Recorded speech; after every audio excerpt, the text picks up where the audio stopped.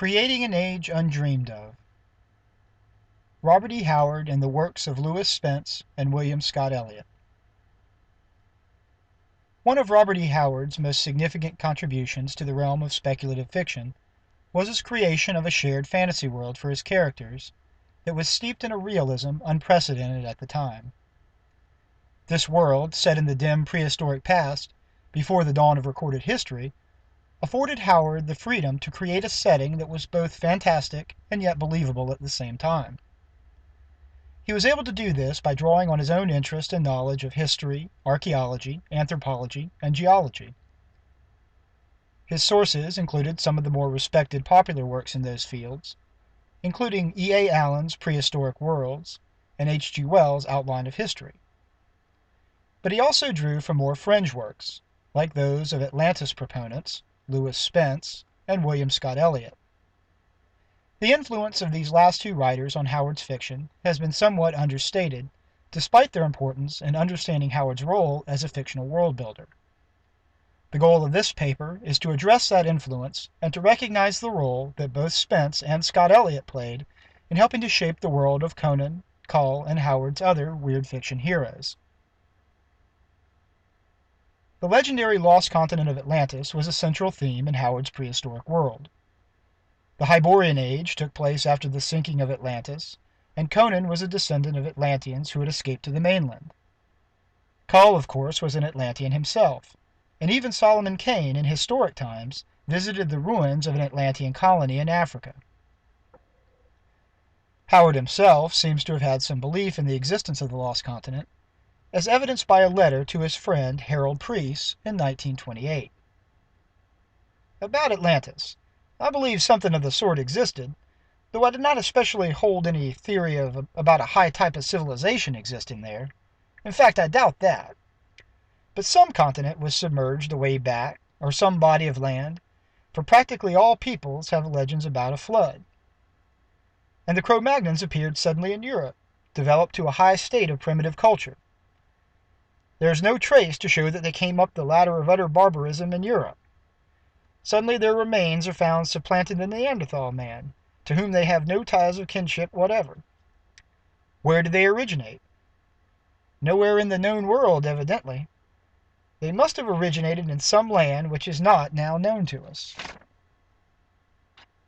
The occultists say that we are the fifth, I believe, great subrace. Two unknown and unnamed races came, then the Lemurians, then the Atlanteans, then we. They say the Atlanteans were highly developed.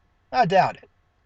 I think they were simply the ancestors of the Cro-Magnon men, who by some chance escaped the fate which overtook the rest of the tribe. As Rusty Burke and Patrice Lounet have previously noted, Howard in this letter has actually described two very different theories on Atlantis that were prevalent in his day.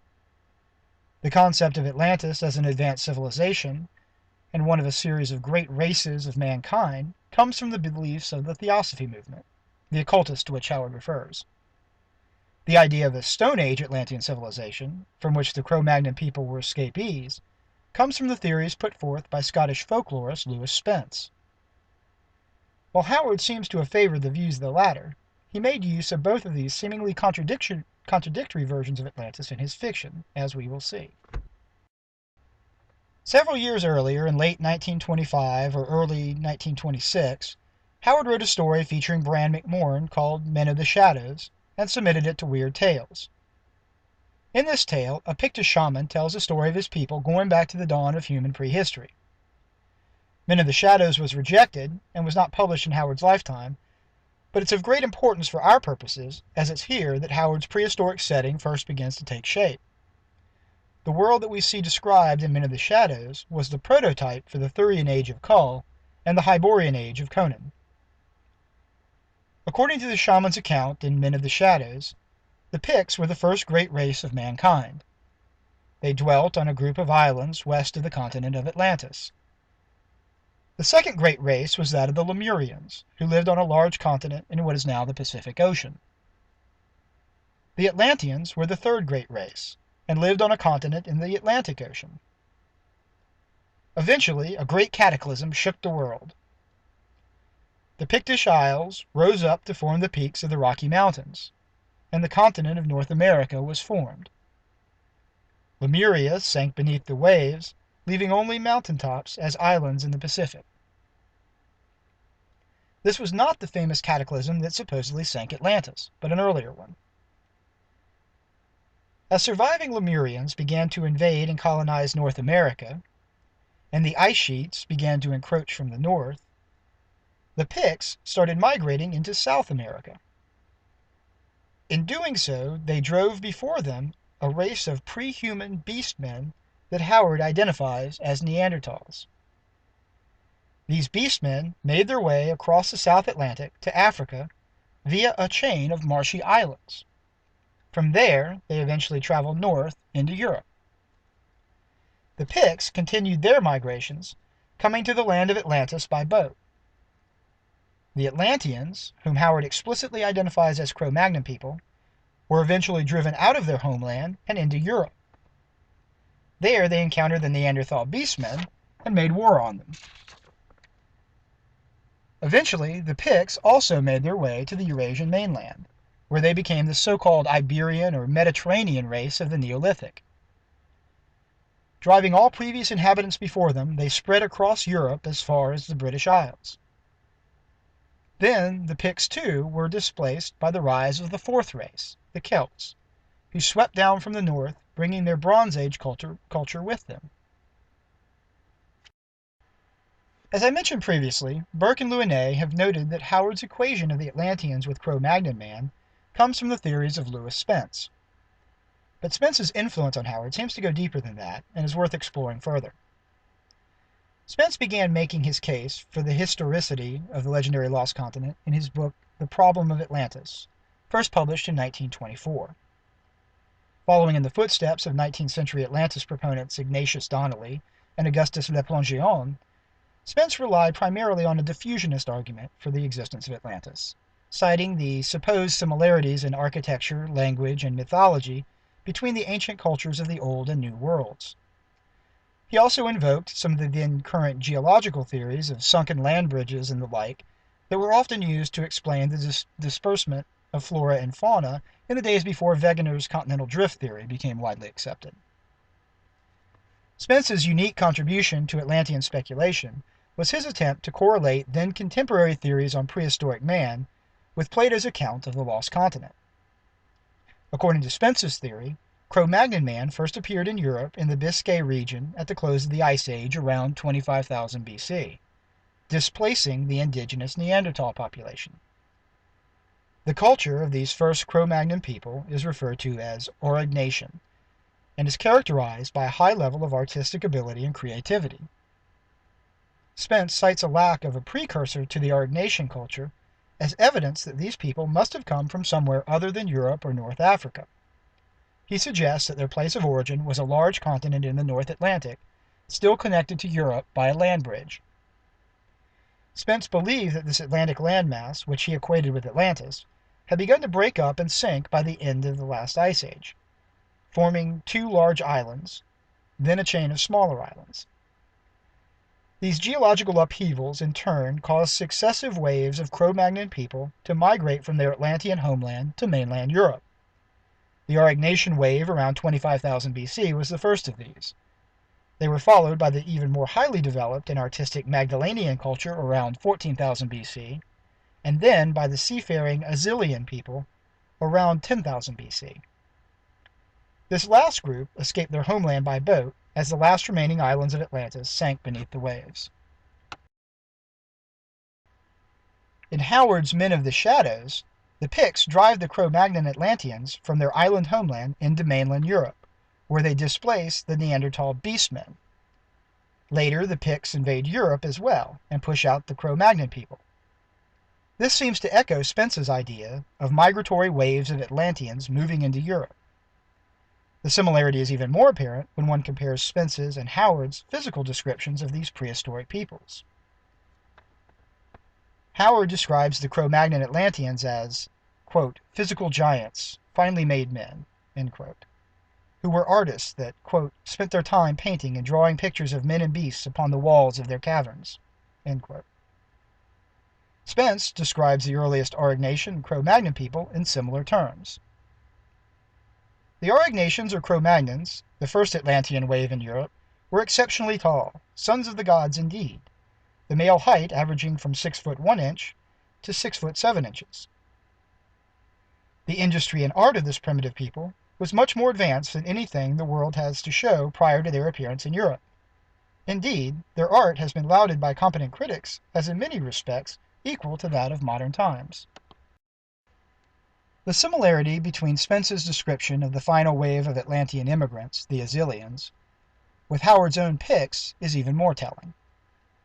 Howard's prehistoric Picts hailed from islands west of Atlantis, and were described as, quote, strongly built, not tall nor huge, but lean and muscular like leopards, swift and mighty, end quote. They were a, quote, slim, small, black-haired people, end quote, who spread through the Mediterranean basin as they invaded Europe before eventually entering the British Isles. Compare this to Spence's description of the Azilians. The Azilians were shorter in stature than the Aurignacians, and darker in coloring, and I venture to deduce from their maritime habits that they were originally an insular people, possibly inhabiting some of the larger islands to the west of Atlantis. These Azilian people were undoubtedly the parents of the great Mediterranean or Iberian race, who spread over southern Europe and penetrated to Britain and Norway. Howard's purpose in writing Men of the Shadows was to create a prehistoric backstory for his fictional Picts, whom he believed were descended from the so-called Mediterranean race. In the theories of Lewis Spence, he found that backstory. Their ancestors were the prehistoric Azilian culture. In Men of the Shadows, we also see that Howard has made use of the theosophical concept of the progressive races of mankind that he would describe to Harold Priest 2 years later. Except that Howard has replaced the first two unknown, unnamed races with his Picts. Burke and Louinet have noted that this idea came from Theosophy, but did not go so far as to try and identify a specific source. There are, however, only a handful of possible candidates, and we have enough clues to make a likely identification.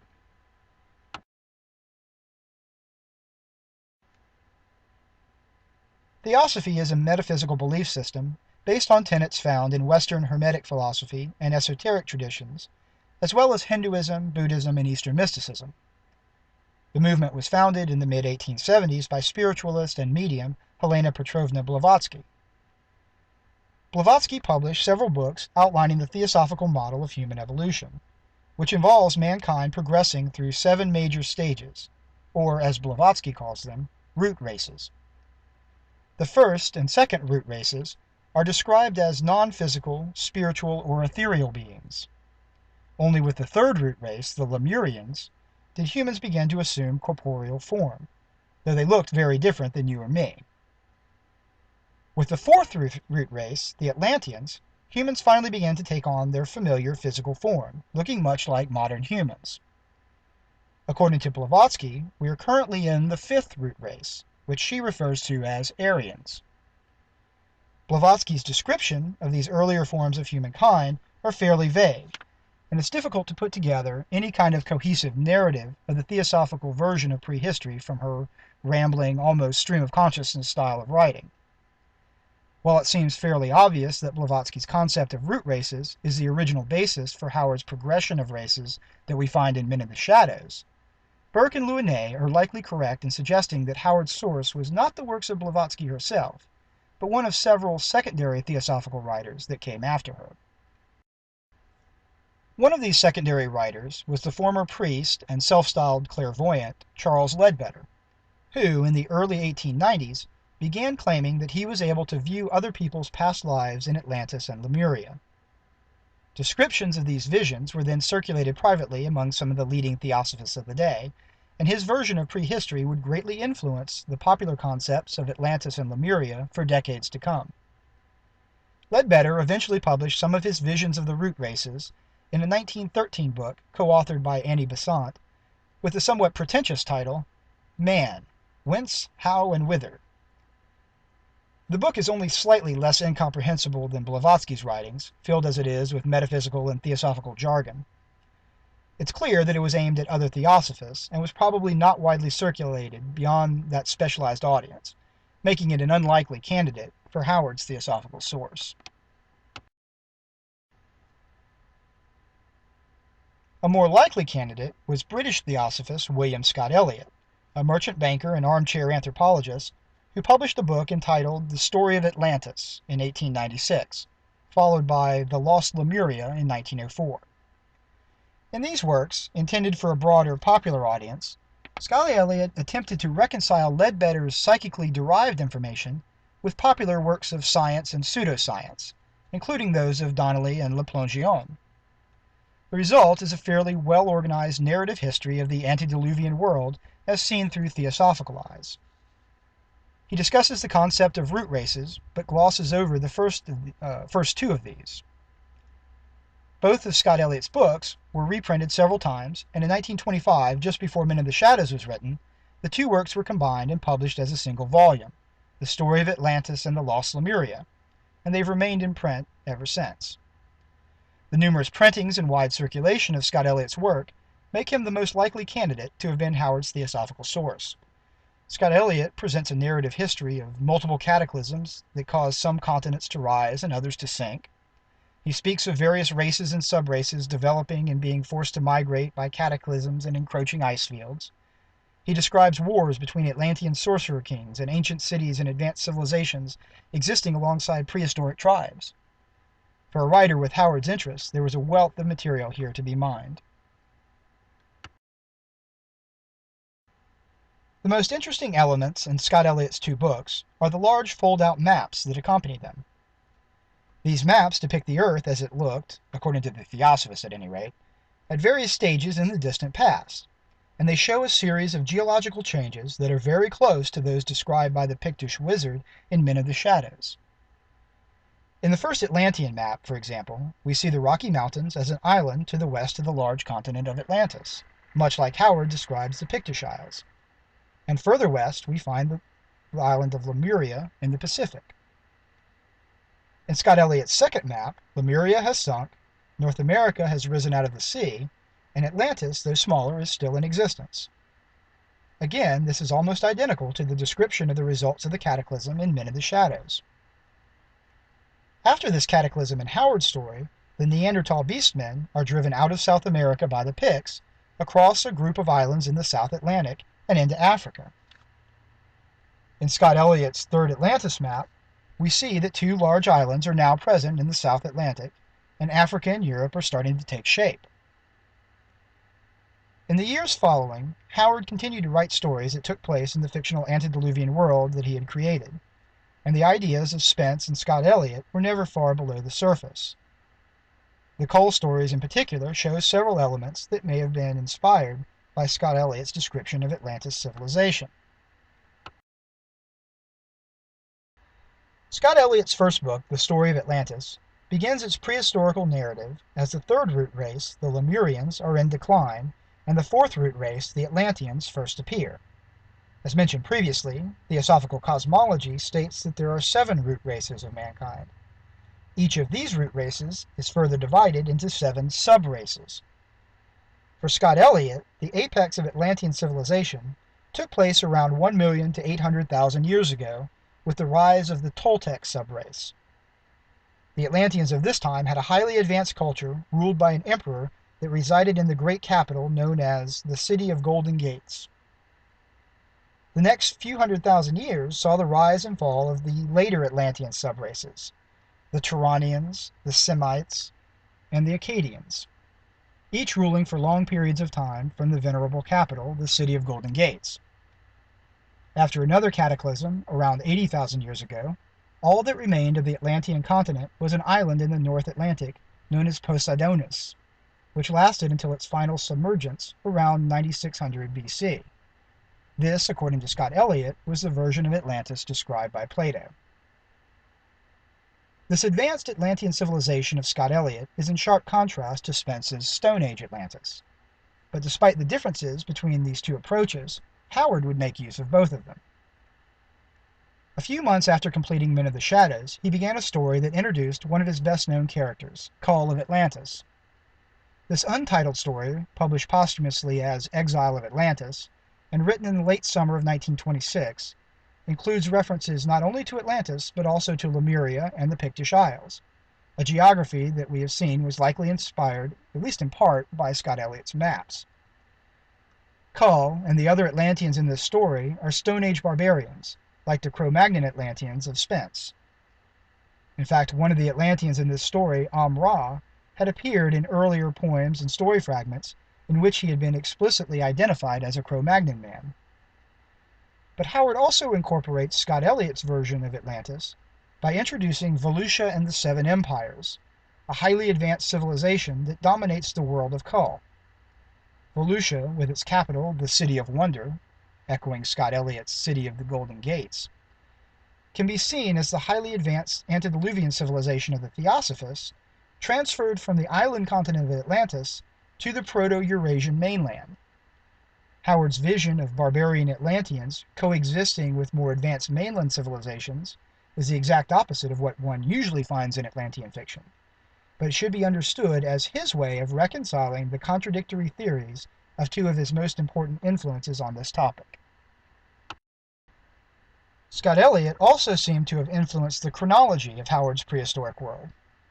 We know from a list of notes compiled by Howard in early 1931 that he dated the time period of the Kull stories to 100,000 BC.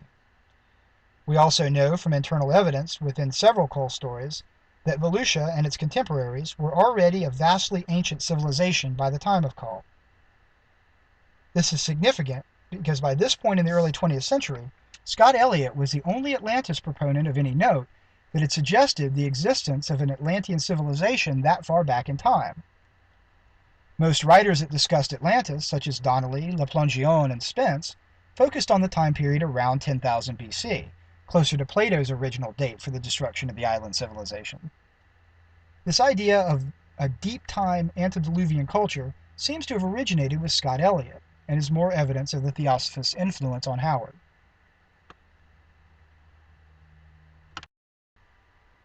Another Howard story from around this time that discusses Atlantis is the Solomon Kane tale, The Moon of Skulls. In this story, Kane finds the lost city of Nagari in the jungles of Africa, and discovers that it was once a colony of Atlantis. Meeting a descendant of the original inhabitants of the city, Kane learns a number of details about the ancient Atlanteans. Long eons ago, ages ago, the empire of my race rose proudly above the waves. In a great land to the west our cities rose. Our golden spires split the stars. Our purple-prowed galleys broke the waves around the world, looting the sunset for its treasure and the sunrise for its wealth. Our cities banded the world. We sent our colonies to all lands to subdue all savages. All over the world the brown people of Atlantis reigned supreme. We were a sea people, and we delved the deeps of all the oceans. The mysteries were known to us, and the secret things of the land and sea and sky. We read the stars and were wise. These brown Atlanteans have many similarities with Scott-Elliot's last subrace, the Acadians, who were, quote, a great trading, seagoing, and colonizing people, and they established many centers of communications with distant lands. And, as a result, probably of their seagoing taste, the study of the stars became a characteristic pursuit, and this race made great advances in both astronomy and astrology, end quote.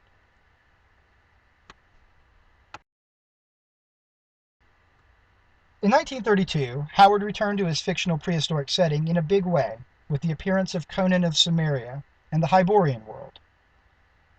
After the first Conan story, The Phoenix on the Sword, was accepted by Weird Tales, pending revisions, Howard began writing a pseudo-historical essay that would serve as a chronological and geographical framework for this new series. The Hyborian Age tells the story of a supposedly lost epoch between the sinking of Atlantis and the dawn of recorded history. He begins the essay with a discussion of the previous Thurian Age. Volusia and the Seven Empires, along with Lemuria, Atlantis, and the Pictish Isles, are destroyed in a great cataclysm. The surviving Atlanteans and Picts make it to the mainland of a Proto-Europe, where both groups sink back into complete savagery.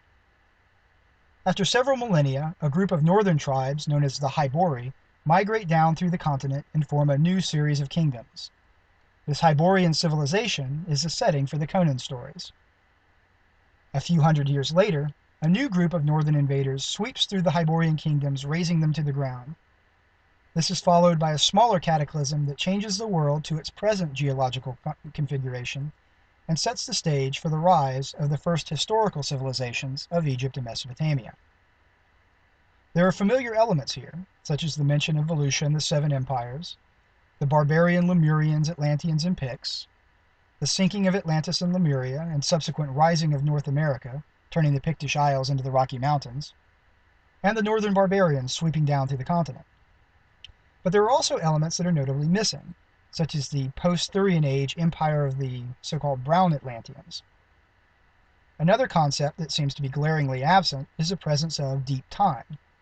An examination of the various drafts of the essay show that in the earliest versions, the events that are described take place over tens of thousands of years. But in each subsequent draft, the intervals between events are greatly shortened, so that in the final version of the essay, only a few thousand years elapse.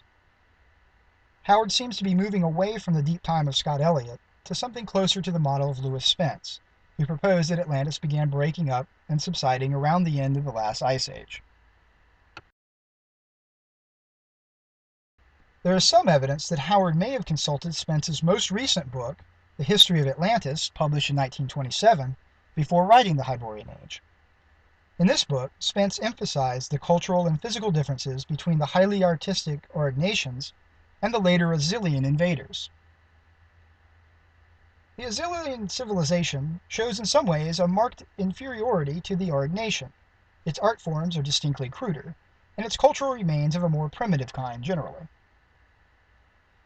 The Azilians, however, made more sophisticated weapons and hunting implements, particularly their harpoons.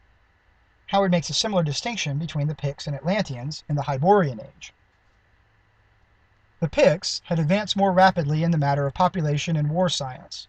They had none of the Atlanteans' artistic nature. They were a ruder, more practical, more prolific race. They left no pictures painted or carved on ivory, as did their enemies, but they left remarkably efficient flint weapons in plenty. So as in Men of the Shadows, we see that Howard seems to equate his Atlanteans with Spence's Auric nation culture, and his Picts with Spence's Azilian culture. We've also seen that in his 1928 letter to Harold Preece, Howard affirmed his own support for Spence's theories, while discrediting those of Scott-Elliot. The theosophical model of prehistory was fine for the purely fantastic world of Kull, but the Hyborian Age was something different. It was a period that was set immediately antecedent to the earliest civilizations of real history, and was connected to them in a way that the Hyborian Age of Kull could never be. Unlike the completely invented Volusia and her contemporaries, many place names of the Hyborian world were taken directly from, or were loosely based on, names from history and mythology, providing a fictional origin for many of the tribes and nations of the historical ancient world. The Hyborian Age of Conan was not so much a fantasy age as it was a proto-historical age, albeit with fantastic elements. As such, the more fanciful ideas of Scott-Elliot were not as appropriate for the Hyborian Age as the more realistic-sounding theories of Spence.